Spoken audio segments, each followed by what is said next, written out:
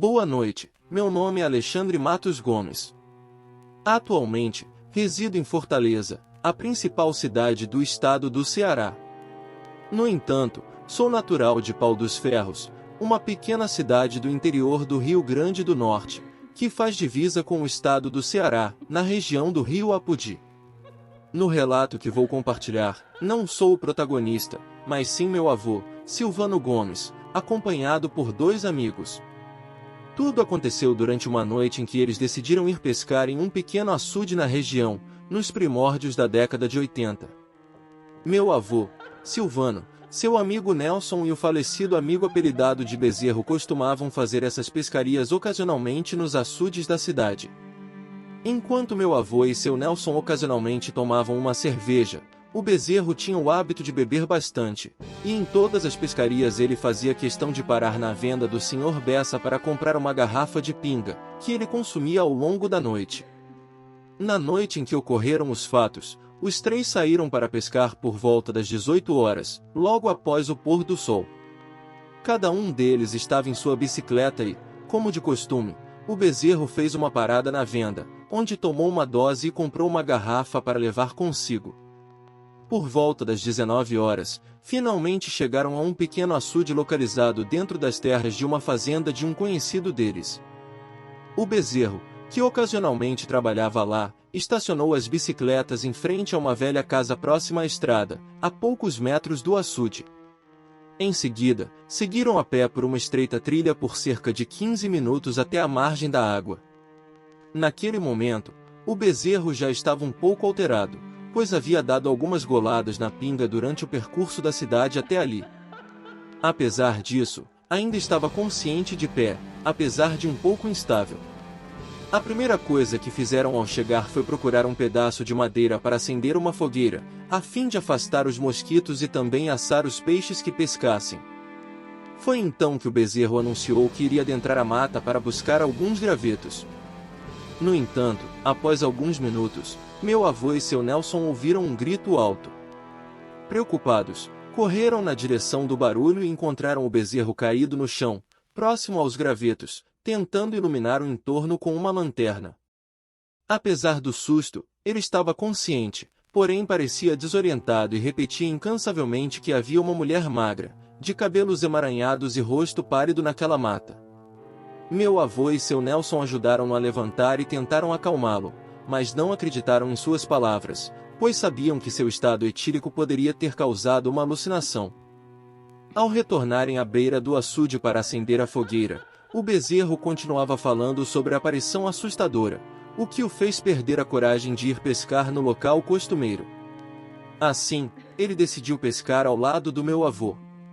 Por volta das 21 horas, quando seu Nelson, que estava um pouco afastado, assobiou para chamar a atenção de meu avô e começou a sinalizar com a lanterna, ficou claro que algo estava errado.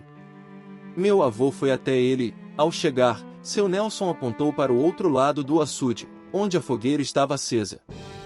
Foi nesse momento que meu avô viu algo que parecia ser uma mulher.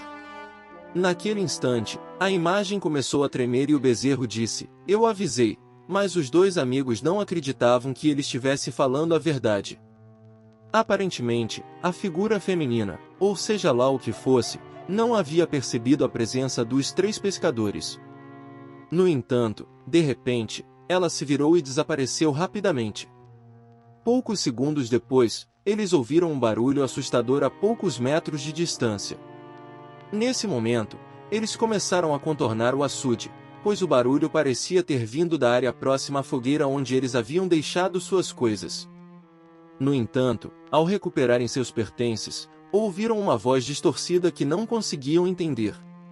Diante disso, eles entraram em pânico e começaram a correr, tropeçando uns dos outros.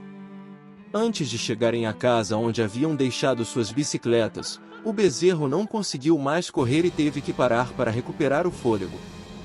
Meu avô, Nelson e eu voltamos para ajudá-lo. Nesse momento, sentimos como se um vento gelado nos envolvesse. Ficamos desorientados e perdemos a noção de onde estávamos. No meio do desespero, não sabíamos qual caminho seguir. Em vez de voltarmos para casa onde estavam as bicicletas, Pegamos uma trilha diferente e adentramos cada vez mais a mata. Felizmente, tínhamos lanternas, mas quanto mais andávamos, mais nos perdíamos. Mais de 1 hora havia se passado e ainda não encontrávamos a saída. Para piorar, começamos a ouvir passos e sons assustadores vindo de todas as direções. O som era perturbador e deixou meu avô em pânico, pois ele sabia que alguma criatura sobrenatural estava nos perseguindo, e não tínhamos ideia de como nos proteger caso ela nos atacasse. Caminhamos por mais de 1 hora até que finalmente avistamos uma luz fraca, como se fosse uma lamparina acesa. Começamos a correr em direção à luz e percebemos que ela escapava por uma casa com um teto baixo que encontramos pelo caminho. Mesmo sem saber onde estávamos e quem morava naquela casa, decidimos bater na porta. No começo, chamamos, mas ninguém respondeu. No entanto, devido à nossa insistência, ouvimos uma voz trêmula e fraca perguntando quem éramos e o que queríamos naquela hora. Meu avô se apresentou como Silvano e disse que estava com 2 amigos perdidos e sendo perseguidos por alguma criatura. Houve um silêncio, mas depois foram ouvidos passos lentos e arrastados, como se alguém estivesse arrastando chinelos. Então, uma senhora de pele enrugada e semblante cansado abriu a porta e ofereceu abrigo para nós 3. Agradecemos a ela por abrir a porta e entramos na casa, que era simples e possuía poucos móveis antigos. Meu avô lembra que havia 2 bancos de madeira na sala, onde nos sentamos para descansar. Na cozinha, havia um fogão a lenha com panelas penduradas sobre ele, além de um pote de água e copos em uma bandeja. A senhora pegou uma caneca, retirou um pouco de água para nós e disse que deveríamos temer os vivos, pois os mortos não podem fazer mal. Ela morava sozinha ali e nunca tinha visto nada sobrenatural. Em seguida, ela foi para o quarto e trouxe uma esteira feita de palha de palmeira, que estendeu na sala, oferecendo-nos um lugar para dormir durante a noite. O bezerro disse que não sairia dali enquanto o sol não nascesse e que dormiria na esteira. Meu avô e Nelson deitaram nos bancos de madeira. A mulher avisou que não tinha lençóis. Depois disso, ela pegou a lamparina e caminhou pelo corredor. Alguns segundos depois, a luz se apagou, deixando tudo na escuridão total. Pouco a pouco, adormecemos e acordamos mais tarde com raios de sol passando pelos buracos do telhado e batendo em nossos rostos. Ao abrir os olhos, percebi que a casa estava coberta de teias de aranha. A esteira em que o bezerro dormiu era velha e rasgada. Além disso, o quadro pendurado na parede mostrava uma pintura da família que um dia morou ali. Chamamos pela mulher, mas descobrimos que estávamos sozinhos naquele lugar.